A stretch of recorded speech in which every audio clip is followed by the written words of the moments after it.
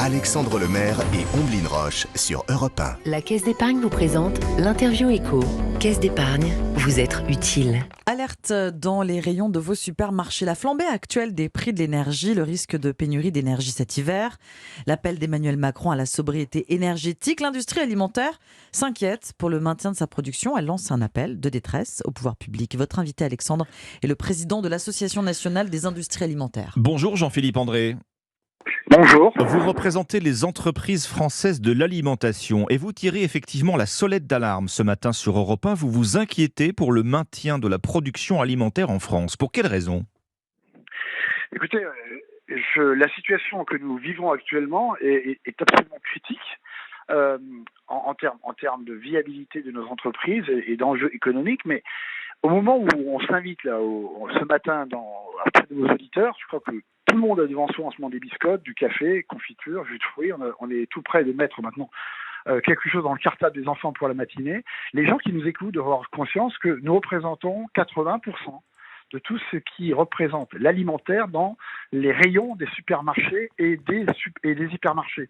Et après une série de phénomènes inquiétants et concomitants qui ont été d'abord la reprise économique post-Covid, où il y a des négociations qui ont eu un effet extrêmement négatif pour nous, la crise de l'Ukraine, et je dois souligner qu'aujourd'hui, près de 45% des entreprises qui sont retournées en négociation suite au dérèglement qu'a entraîné cette crise n'ont toujours pas encore conclu des accords avec l'ensemble de leurs clients.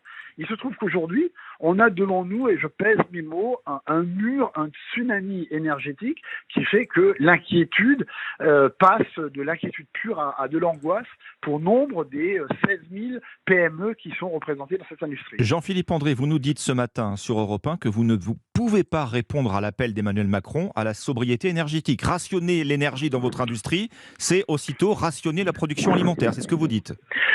Ce sont deux sujets différents. Il faut savoir que sur les 10 dernières années, l'ensemble de l'industrie agroalimentaire a déjà baissé de 10% sa consommation énergétique. Le point 2, quand le président de la République appelle à poursuivre cet effort, évidemment que la première industrie de France, ce que nous sommes et que je rappelle à chaque fois, évidemment qu'on soutiendra cette mission. Le point aujourd'hui est de dire, et je ne veux pas faire de mauvais jeu de mots, c'est que le en même temps aujourd'hui est urgent pour nous, c'est-à-dire comment on passe l'hiver en termes de gestion de nos coûts. Je vais prendre un exemple concret que je répète ces derniers temps. Quand vous avez une entreprise, une PME qui passe de 2 millions, parce qu'à la fin, il ne faut pas parler en pourcentage, il faut parler vraiment en argent réel. Quand vous avez 2 millions de factures énergétiques en 2021, que cette facture monte à 6 millions en 2022, et que cette entreprise a déjà contracté son gaz et son électricité pour 2023 pour 14 millions, c'est-à-dire 8 millions de plus, vous comprenez que cette augmentation de 8 millions représente, dans ce cas précis, l'ensemble du résultat opérationnel de la société. Comment faire face à cela ? Jean-Philippe André, on vous écoute attentivement. Est-ce qu'on va avoir des rayons vides au supermarché cet hiver ? Puisque c'est le risque que vous brandissez ce matin. Écoutez, je profite de la formulation de votre question pour, là encore, prendre à témoin tout le monde. Il ne faut surtout pas en arriver là, parce qu'à la limite, la question que vous sous-entendez est de dire, est-ce qu'on va rationner la nourriture ?